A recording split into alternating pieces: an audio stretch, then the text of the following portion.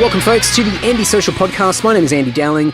I'm the host of this show, and if you didn't know, I also play bass in the Australian heavy metal band Lord, and if you love a bit of 80s tinged heavy metal, you can go over to lord.net.au.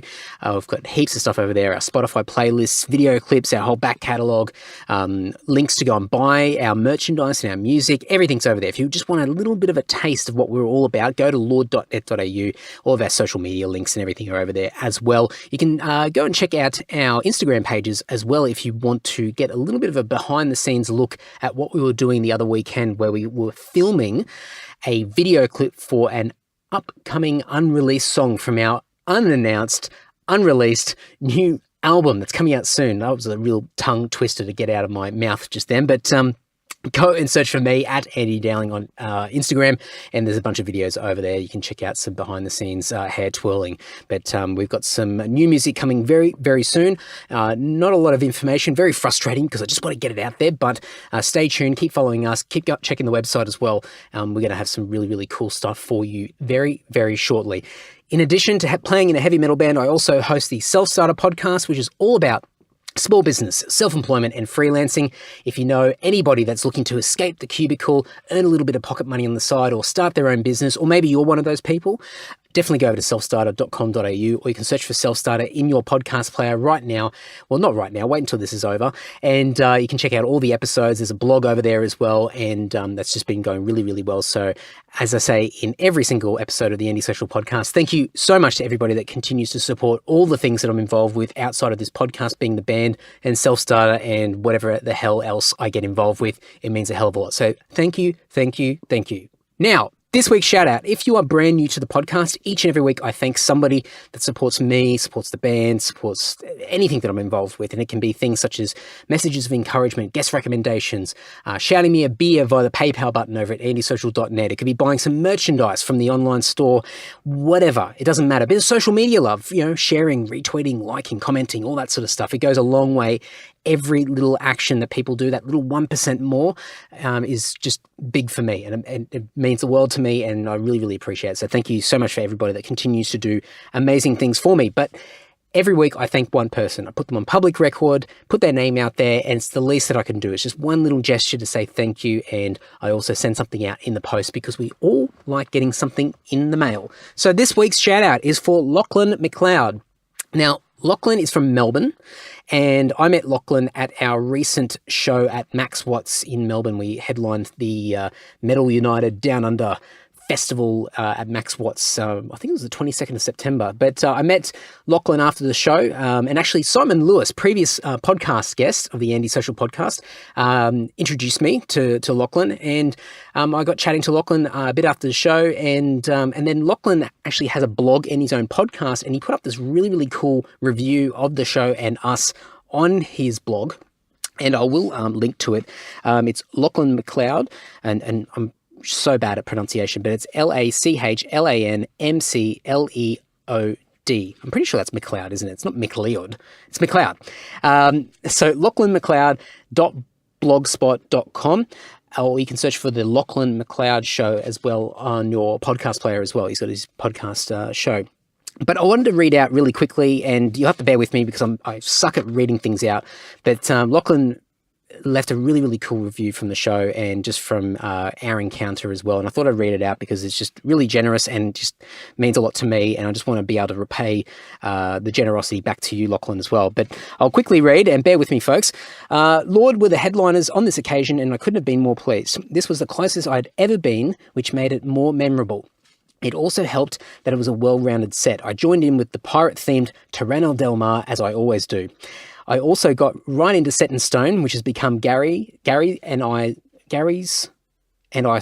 song. Oh, sorry, I might have written that out wrong. But by the way, that's Gary. I think that's Gary Carson, who was on episode 118 of the podcast, Gary from Screaming Symphony.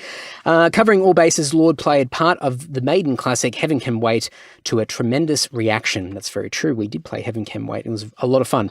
I continued. Immediately after their set, I was fortunate enough to meet Andy Dowling, the bass player from Lord. To say I was thrilled is a massive understatement, a true gentleman and someone I have a lot in common with. I quickly suggested double dipping by being guests on each other's podcasts, now to find the time to get it done.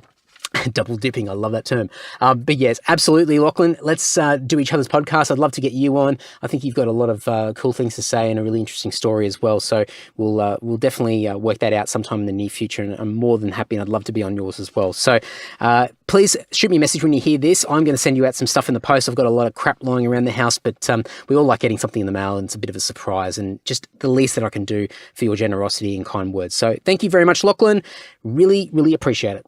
Alrighty, folks. This week's episode is with Michael Yardney. Now, if you don't know who Michael is a property expert. He's been named Australia's leading property investment advisor by Your Investment Property magazine. He is a leading expert in the psychology of success and wealth creation. He is a #1 best-selling author of 8 books. He's got his own podcast, the Michael Yardney Podcast.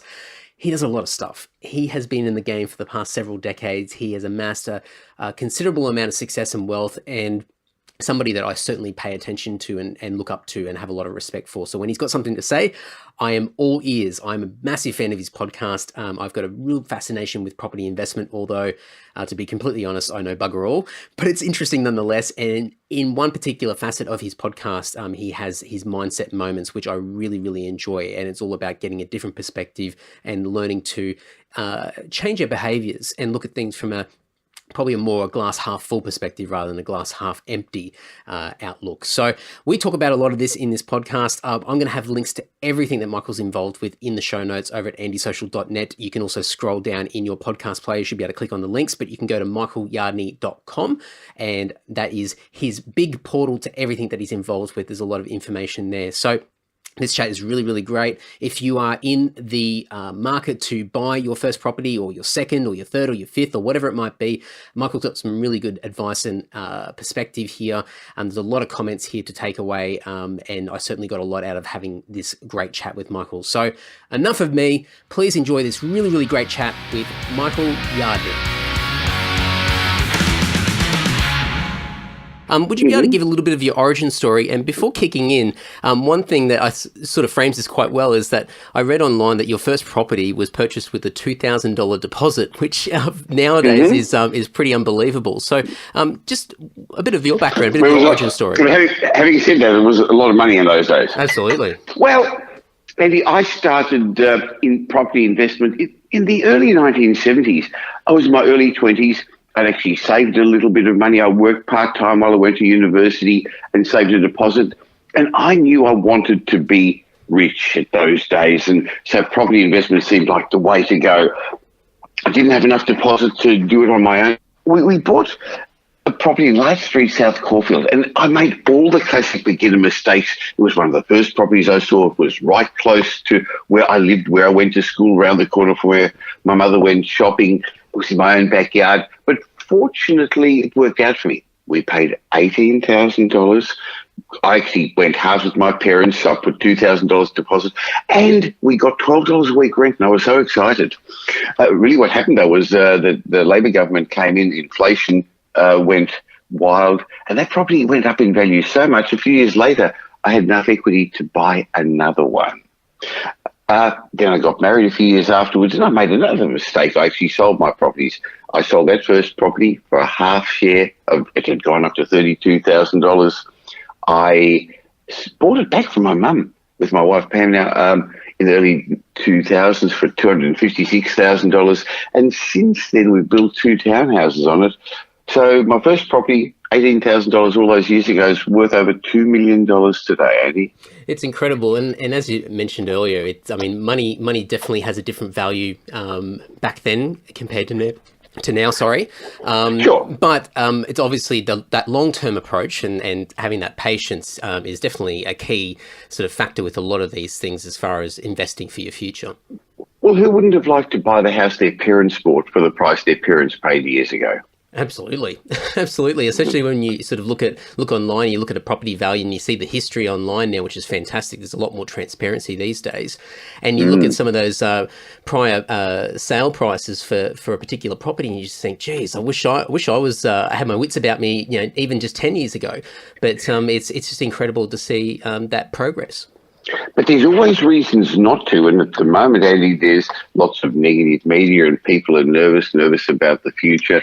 But just look back 10 years ago, global financial crisis when everyone was nervous too. Anyone who bought a good property in Sydney or Melbourne between then and now, look where they would be today. Absolutely, that's right. And I think you just touched on this, and this is going to be one of the things I wanted to quickly touch on with you and speak to you about and get your opinion. A lot of the people that listen to this podcast and people that are in my circles definitely get a lot of noise from the media, and I think there's a lot of talk and a lot of language being used around affordability, and this has been the case for quite a long time, quite a few years. But there's always this defeatist attitude where it's, well, this is just outside of my reach, it's unattainable, and so there's almost this let's give up now and not bother with pursuing the hope of owning a home. And whether it be, you know, something that you live in, or it becomes something that you want to use as an investment property, there's just definitely been a lot of stuff put through the media to put a lot of fear into people, and then as a result, people either don't take action, or they take action but for the wrong reasons, and usually end up regretting the decisions that they make. Well, it's actually not just with property. I've learned over the years, whether it's property investment, business, entrepreneurship, success in anything, sports, relationship, there's two ways of thinking about it. So you can either think, oh, that other person's done it, somebody else has managed to do it, and because they can, so have I, so can I can do it too. Or there's the other, as you correctly say, more defeatist attitude. Oh, well, there's only so much the money to go around, so many people, they've done it, so I've missed out my turn. So it's either that limited pie view that, you know, they've got their big portion of the pie, there's nothing left for me, or get the expanded pie, just make the whole thing much bigger and we can all share some of it. A lot of it has to do with the media looking for sensational headlines, clickbait, and other people, including some of the journalists, being jealous and greedy and not. They're pushing down people's hopes and dreams. In Australia, as opposed to other countries in the world, I assume a lot of your listeners are from Australia, we're the lucky country. It's the best time in the history. We're living in the wealthiest nation in the world.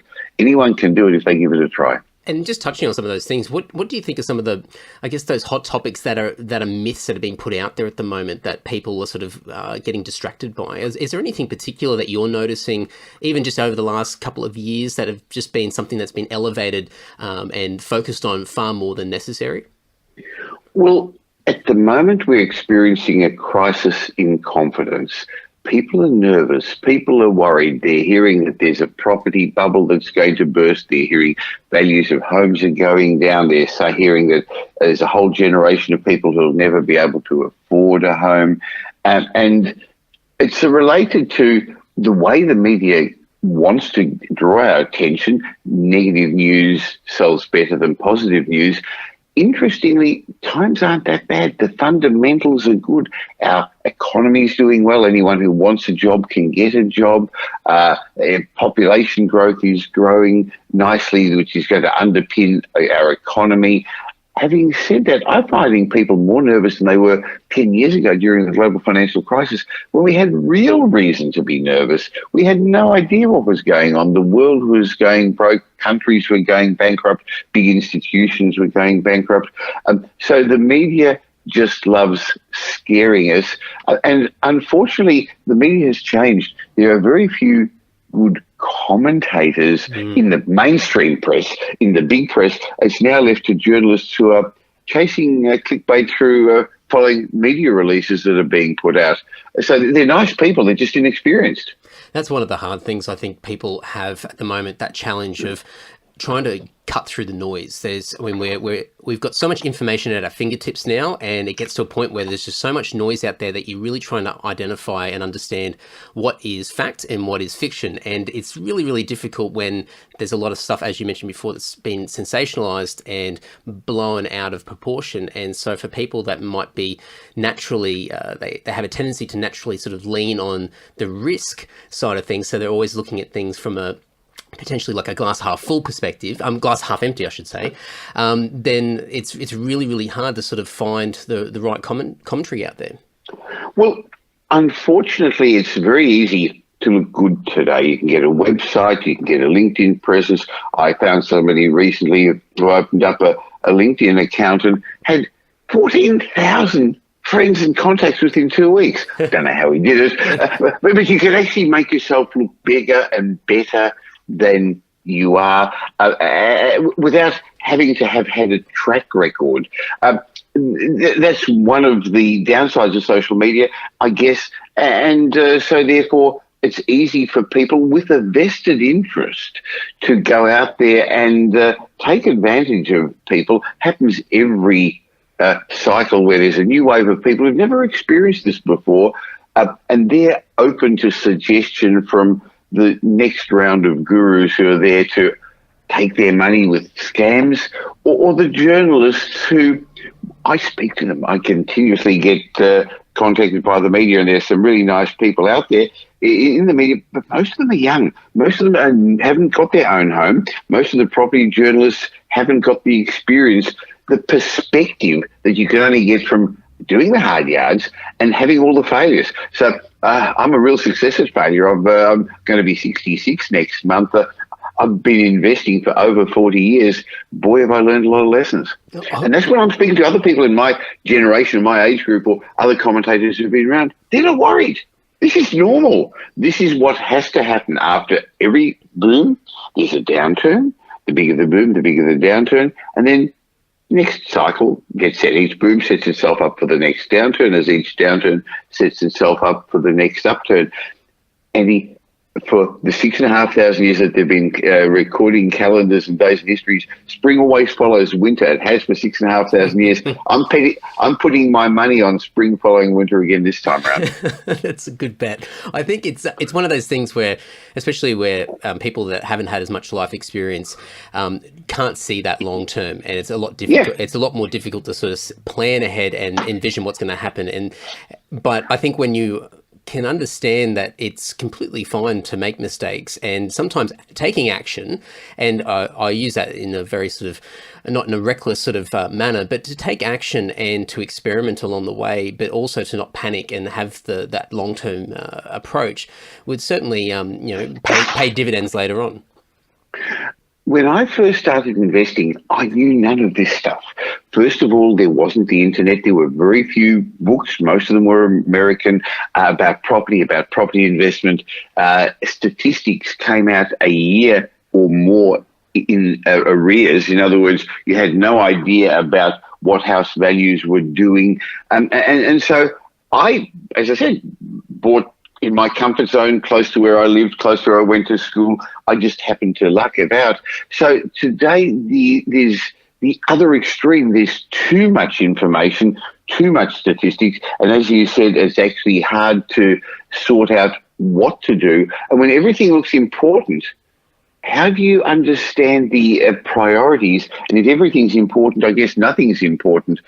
So you've got to find somebody who's done it, who's been there, and get advice. See, the trouble is in Australia, we have 25 million property experts. Everybody believes they're a property expert. Everybody has lived in a home or rented a home, and so that's the typical barbecue talk. And you'll hear from people, "Don't do that; it's dangerous. Don't do that; it's risky." They're talking from their own experience. Oh, I can completely relate to that. And as you said, there's 25 million of us, and everyone's an expert in their own setting. But it's I think a lot of people, and I mean, my wife and I, we bought our own home in the first one, and it was a bit of a foot in the door to get into the market and take that long-term approach. And so we made sure that we purchased something that was affordable and something that could keep our overheads really low, so we could start to build that next deposit and then gradually work our way up and get those idealistic properties in those idealistic locations. But I think may I interrupt for a second, absolutely. Saying well done, because one of the things I see with a lot of the younger people is they're comparing their chapter 1 with somebody else's chapter 40. They're wanting to start off in the home it took their parents 40 years to afford. They want all the fancy appliances. They want a media room. They want a big place, and it just doesn't work that way. So I'm really pleased to hear your story. Good way to start. It's definitely a hard thing psychologically to be able to establish that and get clarity on that decision, because as you said, where I think a lot of us naturally sort of lean towards comparing what our peers, our friends, our family are doing or have done. And so we want to get out there and do our own thing and establish ourselves and, I guess, put ourselves in comparison to others. And so it's very difficult at times to sort of take a step back and really have that patience and that long-term sort of approach. And it is a hard thing to do, but it's certainly more exciting when you start to get that clarity. You understand that it's not the immediate fight, but it's the long war, and we're in it for the long term. Well, it's not just the long-term approach. That's definitely part of it. The other part is having a sense of delayed gratification, not wanting it all now. And that's one of the traits of successful business people, entrepreneurs, investors, or even in your career. People take a few years out to get a trade, get an education, get a profession to make them more likely to have better job satisfaction and higher income in the future. The alternative, of course, is to not bother going to uni, get a job, earn a bit of cash up front, but then you're going to find that in general your upside is limited. So whether it's property investment or anything else, delayed gratification is something that one has to actually practice and learn. You can either have a small amount now or a lot more later on.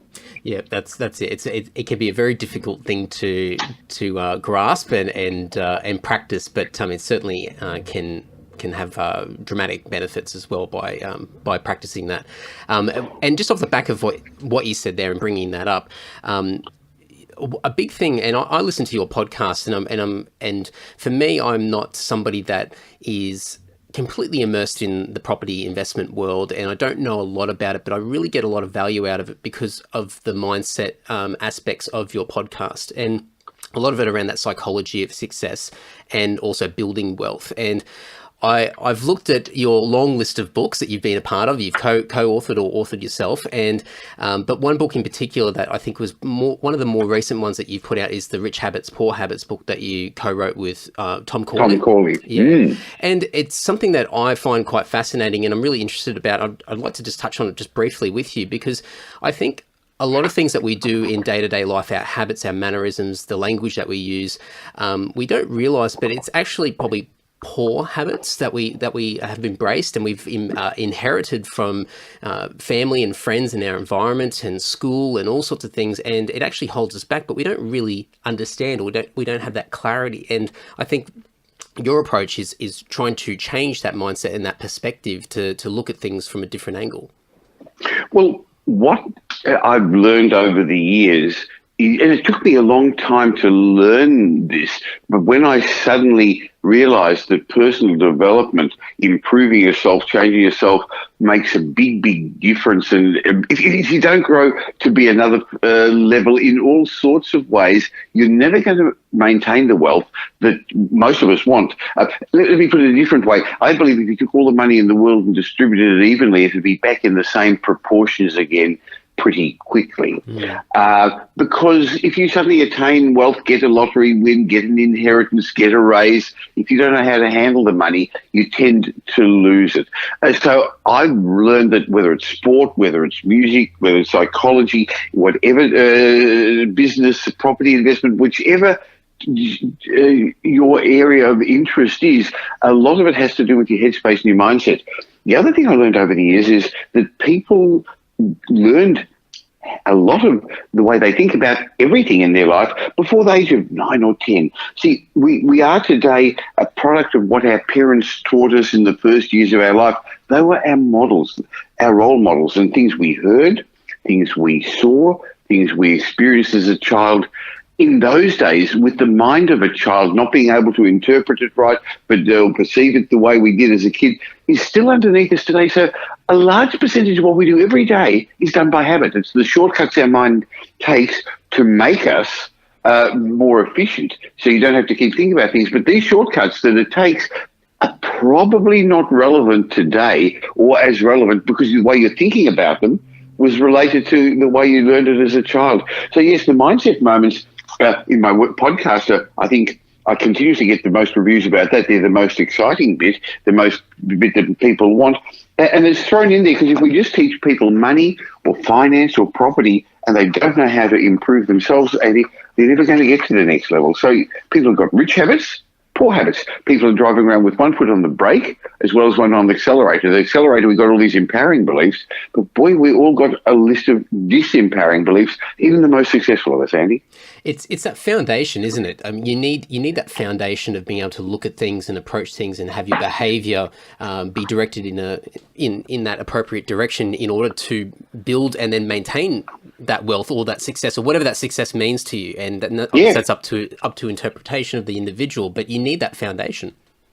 Well, what happened was I started mentoring people about 12 years ago. I've mentored over 2,500 people, and I've found some traits common in all successful people, and interestingly, different traits common in those who weren't as successful. And similarly, Tom Corley, my co-author of that particular book, studied a lot of his clients. He was a CPA to see what's going on. See, Andy, I used to do more frequent seminars. I don't now as many. I only do one a year. But I'd have 500-600 people in the room, and I'd give my best information. And you know what would happen? A small group, I don't know, 5% would actually do something, take action, move forward, become financially independent through property, and 95% didn't.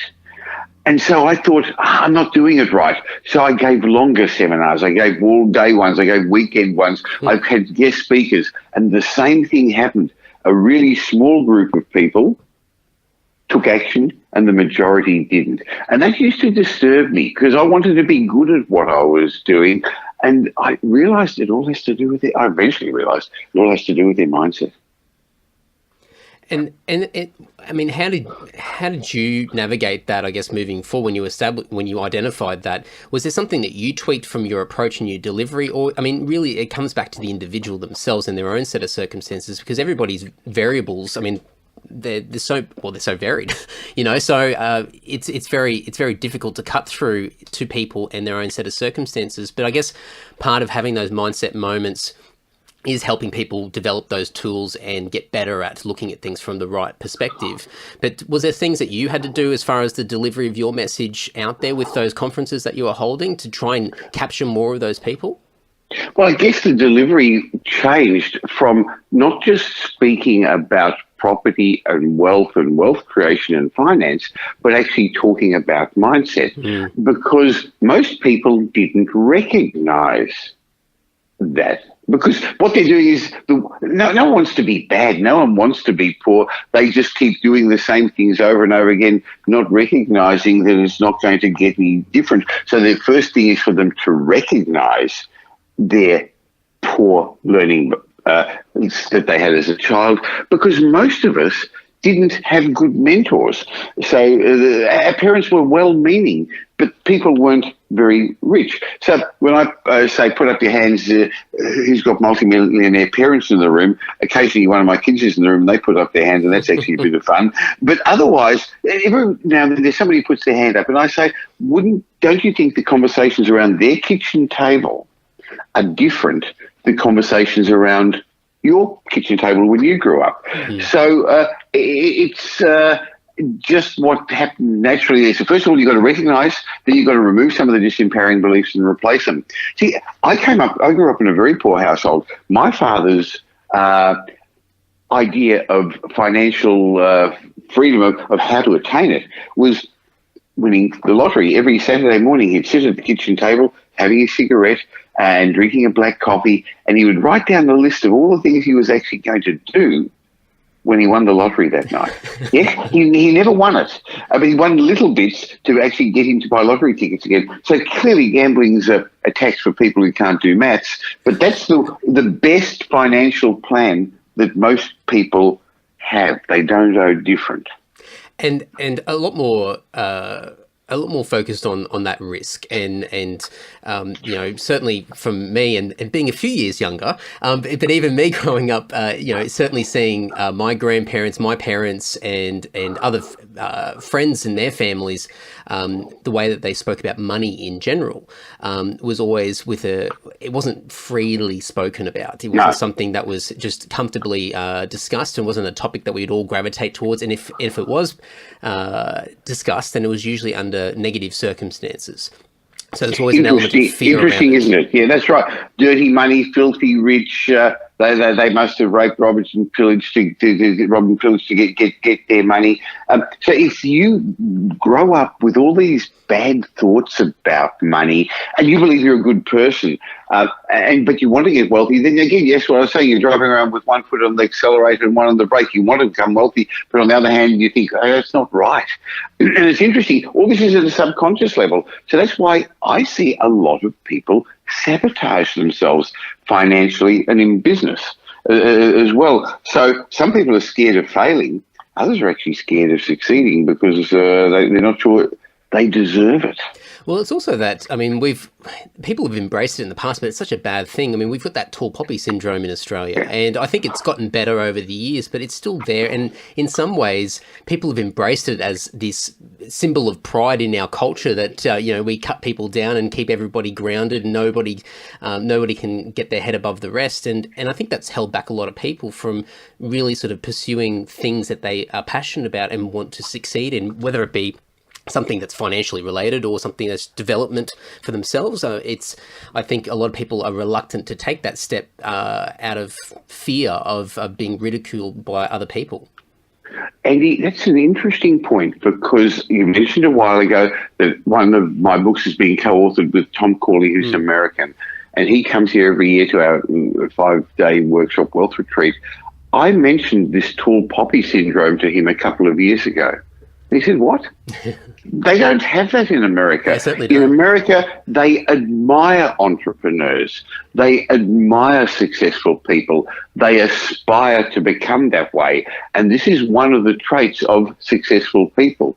They actually admire other people's success rather than try to cut them down. And again, that should be happening more in Australia. And I agree with you.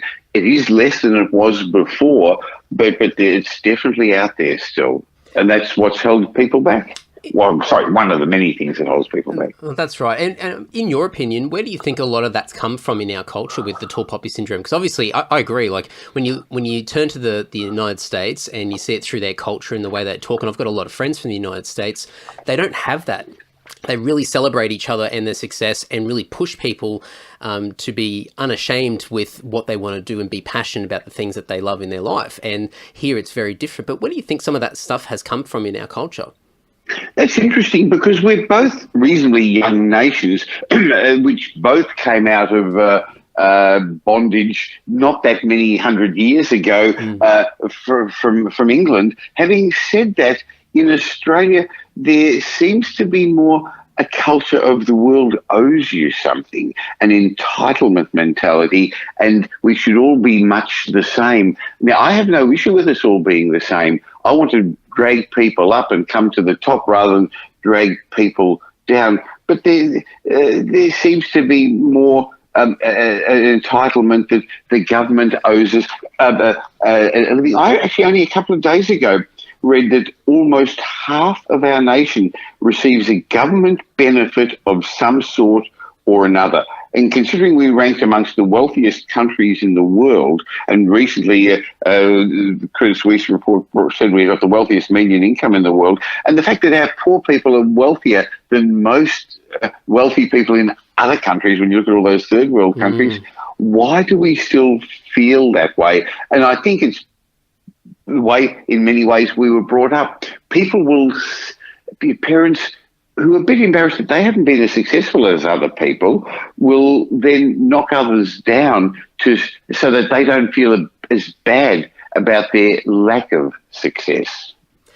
Yeah, I think it's going to take a long time to shift that, and it's a cultural thing. It absolutely is, yeah. And I think with us being so connected globally, I think we can start to see a lot more of how other people are doing good and how people are celebrating success, and especially I think entrepreneurs and startups and all these buzzwords and terms are certainly popular at the moment, and I think that's probably helping in some ways because I think that's allowing people to take a stab at something and take action. But I think it is a long road, but it is exciting to see that there are some shifts in mentality. But it's something that, as I got clarity in my own journey, looking around and understanding why I was reluctant to take steps, and then realizing, right, this is me being fearful of what other people may think of me. And then once I started to articulate that, I thought, that's actually quite ridiculous. And so you don't realize these things because a lot of it's so ingrained in us, and it's in that autopilot sequence where we just sort of, breeze through life, and we've got these habits that have been formed, and it's very hard to break them. What other people think of you is none of your business. Absolutely right. I like that. Very good. So one other thing I wanted to touch on before we wrap it up, because a lot of this, and a big thing about my podcast, is speaking with lots of different people from different backgrounds, because the more I hear from different people that I don't frequent in, I don't have a lot of knowledge in, I start to learn new perspectives and new things. And the people that listen in get that same sort of value as well. But one of the things that I find really interesting about your approach is, going back to those rich habits, poor habits, is the psychology around it and looking at it from different angles. And I know that there's not just one clear way to achieve an outcome. There's a multitude of ways, and there's always a lot of ways that are sometimes unorthodox. And one topic that you spoke about not too long ago on your podcast was rent vesting and the psychology around that. And this is something that my wife and I are looking to do in the next 12 months or so. And we've been listening to a lot of podcasts and reading about it. And it's something that I think in the past is very unorthodox. It's very counterintuitive. But would you be able to explain a little bit about what rent vesting is? And I think this is something that a lot of people that are struggling to either buy their first property or buy their second property, this is actually something that could help tick some of those boxes for them. Okay, well, thanks for asking. Now, rent vesting is unorthodox in Australia, but in fact, in many other parts of the world, it's very normal. If you lived in London, if you lived in New York, if you lived in Paris, if you lived in much of Europe, you actually wouldn't be even thinking about buying your home at your age. Many people are tenants all their lives, but actually still have investments, whether it's in shares, whether it's in businesses or residential real estate elsewhere as well. So the concept of rent vesting is foreign in Australia because many of us were brought up with the notion that rent money is dead money, and others were brought up with the notion that if you're half wealthy, you should own a home, the oldest great Australian dream, and if you don't own a home and if you rent, you're somehow or other a second-class citizen. Of course, that's not true. So we did touch on earlier that affordability is an issue, and I'm going to show my age here now, but affordability always has been an issue. It was an issue for me when I first bought my first investment. I had to go house with my parents. When I bought my first home, when I first got married many, many years ago, it was an apartment. It was a small apartment. It wasn't a house, anything like what my parents had.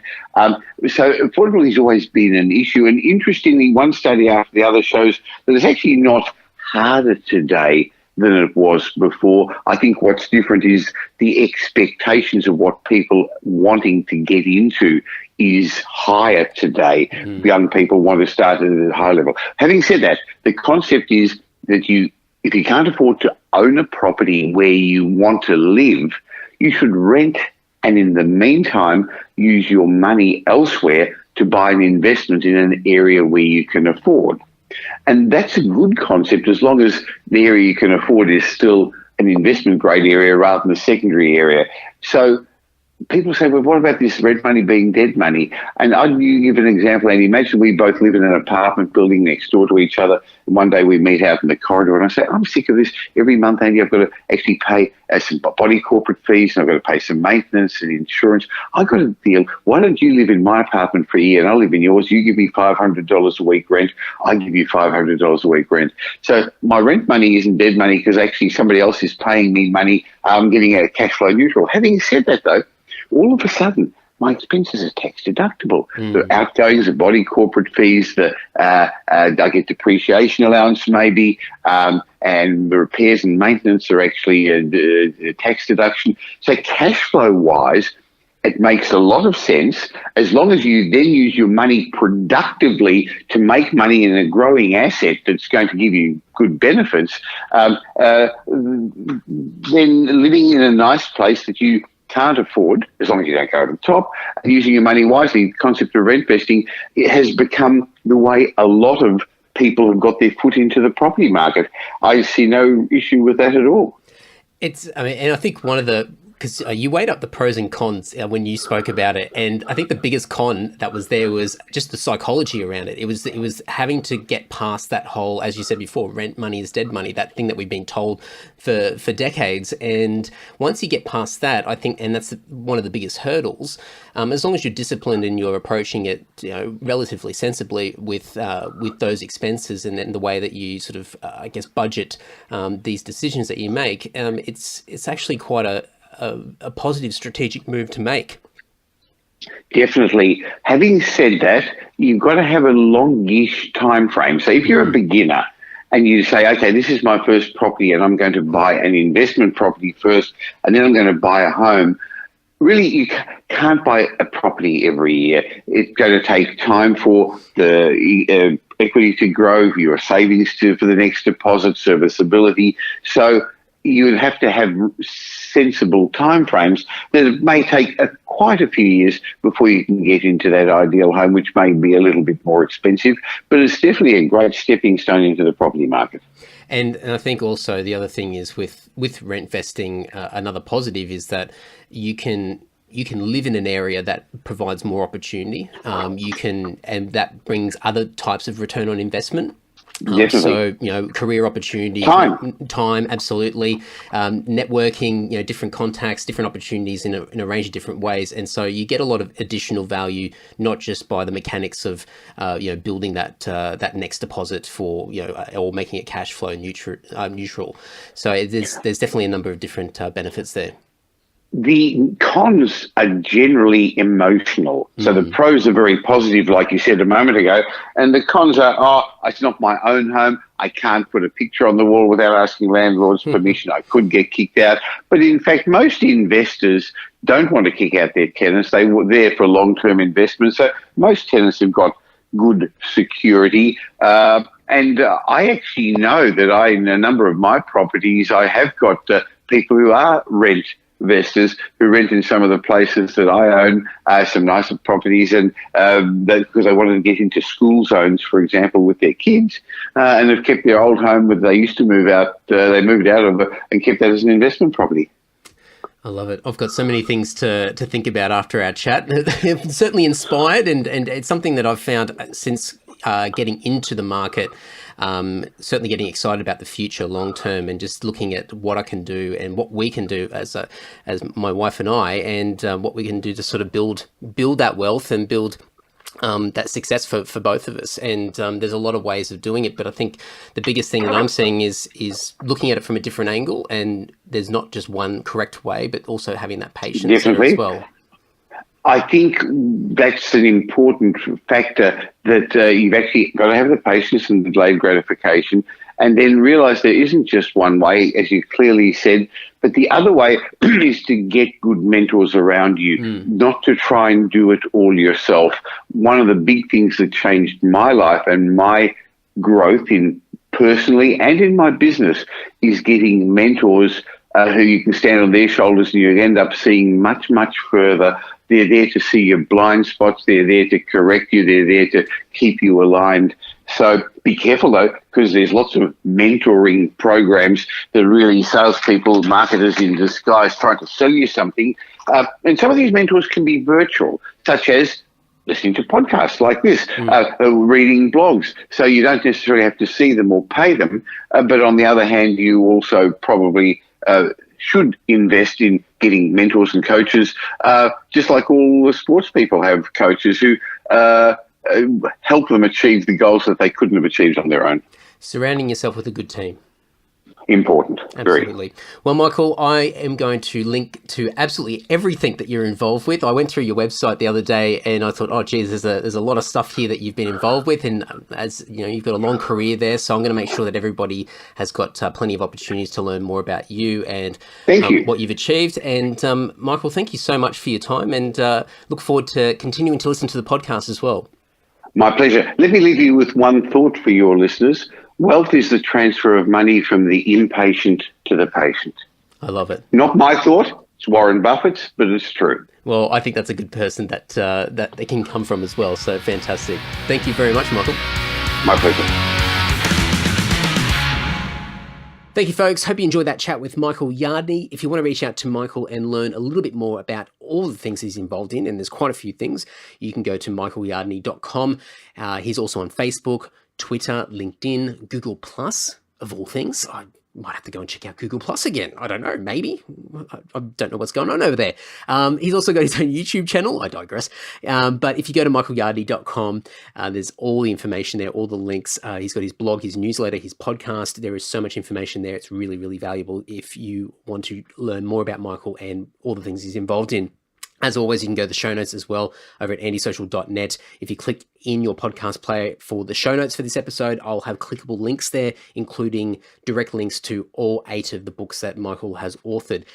And speaking of books, I highly, highly recommend checking out the book Rich Habits, Poor Habits that Michael co-wrote with Tom Corley, I should say, that we spent quite a bit of time speaking about in this episode. I'm really, really fascinated with shifting behaviors and the psychology around and the way that we approach day-to-day life. And I certainly know from my own journey and this podcast in particular, the more people I talk to and the more that I learn about behavior and everybody else's individual journeys and their own thoughts and perspectives, I've certainly had a lot more clarity in my own life and a lot more control, which means I've become a lot happier and the stress has gone down. And I certainly am achieving far more than I ever have before. And it's come from people such as Michael and the information that Michael puts out there in the public domain, as well as all the people that have been on the podcast to date as well. So michaelyardney.com, make sure you check it out. Thank you so much to Michael. Absolutely stoked to be able to have that conversation. And I hope that at some stage in the future, we can catch up again. All right, time to wrap this all up. If you want to learn more about me and everything that I'm involved with, you can go to lord.net.au, you can go to andysocial.net, you can go to selfstarter.com.au, or you can go to my wanky new website, andydowling.net. That's been put together by Adrian. Thank you so much, Adrian, for making me look somewhat professional. You can go over to andydowling.net and all my information's over there, all the things that I'm involved with, and I'll continue to add to that website over the coming whatever, but you can go there and check it all out. A bunch of episodes coming up for the end of this year, the tail end of 2018. I've got heaps of guests coming up, covering a whole range of different topics: comedy, art, math, of all things, photography, even an entertainer from overseas, really, really out there. And I'm really struggling to describe it because I haven't quite spoken to this person yet. Well, I definitely haven't spoken to this person yet, but that's coming up in the next week or so. I'm going to record that, and I'm looking forward to the chat, but I'm really struggling to understand how to describe this person and what they do. I'll leave it at that, but that's coming up, and that should be a really, really good episode, and I'm sure by the time it comes out, I should have a better idea of how to describe what the hell they do. But anyway, enough of that. Thank you so much for supporting the podcast and everything I do. It means a hell of a lot to me, and until next week, folks, ta-ta. Larry.